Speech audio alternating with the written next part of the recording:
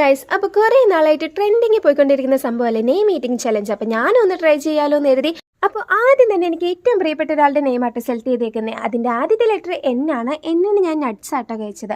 രണ്ടാമത്തെ ലെറ്റർ എന്ന് ഐ ആണ്. ഐന് ഐസ് ക്യൂബ്സ് ആണ് കഴിച്ചത്. ഞാൻ വീട്ടിലുള്ള സാധനങ്ങളൊക്കെ വെച്ച് തട്ടിക്കൂട്ടിയൊരു വീഡിയോ ആട്ടോ. അടുത്ത ലെറ്റർ എച്ച് ആണ്. എച്ചിന് ഞാൻ ഹാഫ് ബോയിൽ ഓംപ്ലേറ്റ് കഴിച്ചു. നാലാമത്തെ ലെറ്റർ എ ആണ്. എക്ക് ഞാൻ ആരോ റൂട്ട് ബിസ്ക്കറ്റ് ആട്ടോ കഴിച്ചത്. ഞാൻ സെലക്ട് ചെയ്തേക്കുന്ന നെയിമിന് കുറച്ചധികം ലെറ്റർ വരുന്നുണ്ട് കേട്ടോ. പിന്നെ അടുത്ത ലെറ്റർ എന്ന് വെച്ച് കഴിഞ്ഞാൽ ആറാണ്. ആറിന് ഞാൻ റസ്ക് ആണ് കഴിച്ചത്.